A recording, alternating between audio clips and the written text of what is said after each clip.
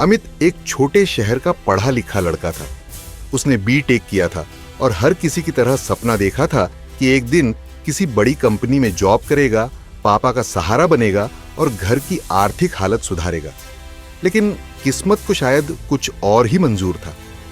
College खत्म होते ही अमित ने एक के बाद एक इंटरव्यू दिए, दिल्ली, पुणे, नोएडा, गुड़गांव, लेकिन हर जगह से नकारात्मक जवाब मिला।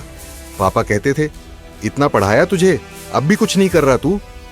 मां चुपचाप खाना परोसती, लेकिन उनकी आंखें कह देती, बेटा कब तक इंतजार करेंगे हम। अमित अंदर से टूटने लगा। दोस्तों ने नौकरी पाली थी, कुछ विदेश चले गए थे, उसके पास सिर्फ खामोशी और खाली रिज्यूमे थे। एक दिन अमित दिल्ली की एक लोकल ट्रेन में बैठा था। उसके पास सिर्फ 500 रुपए थे। ट्रेन की खिड़की से बाहर देखते हुए उसके मन में एक ख्याल आया, क्या मैं सिर्फ नौकरी के भरोसे ही जीऊंगा? क्या कोई और रास्ता नहीं? वहीं सामने एक चाय वाले को देखा। भीड़ लगी थी। उसकी कमाई अमित से ज्यादा लग रही थी। उस समय अमित के मन में पहली बार बिजनेस का बीज पड़ा। अगर कोई छोटा मोटा काम शुरू करूं जिसमें खुद का कुछ हो। लेकिन दिमाग में डर भी था, लोग क्या कहेंगे? इंजीनियर बनकर चाय बेचेगा, घर वाले क्या सोचेंगे? इसी उधेड़बुन में उसने एक छोटा सा फैसला किया, मैं छोटे स्तर पर शुरू करूंगा।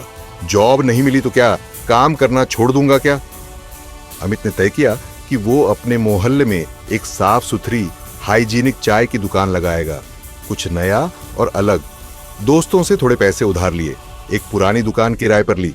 नाम रखा आइडिया वाली चाय। दुकान पर सिर्फ चाय ही नहीं, किताबें भी रखीं, फ्री रीडिंग जोन।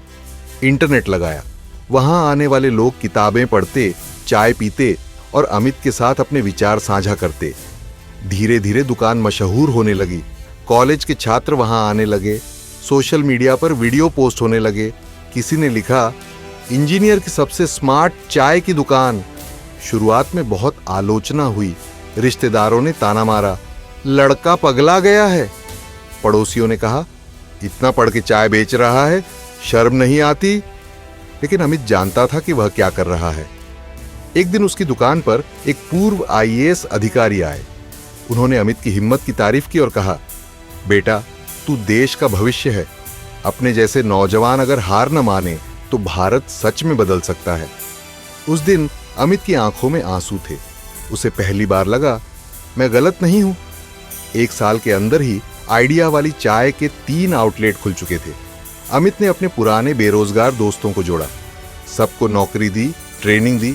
अब वह सिर्फ चाय वाला नहीं था, वह एक युवा उद्यमी था जिसने हार मानने से इनकार किया। अमित ने अपने बिजनेस में इनोवेशन लाया। स्टार्टअप चाय टॉक्स नाम से हफ्ते में एक दिन युवाओं के लिए सेमिनार रखता, छोटे बच्चों को मुफ्त चाय और मोटिवेशनल किताबें देता। इस बिजनेस ने न केवल उसे सफल बनाया, बल्कि कई बेरोजगार युवाओं को उम्मीद दी। अमित को एक दिन राज्य सरकार से युवा प्रेरणा सम्मान मिला। राष्ट्रीय न्यूज चैनलों ने उसकी कहानी कवर की।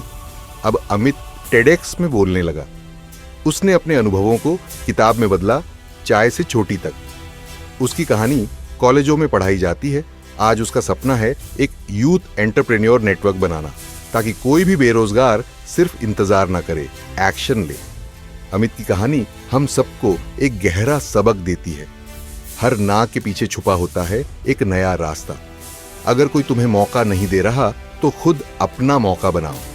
काम कोई छोटा या बड़ा नहीं होता, सोच बड़ी होनी चाहिए।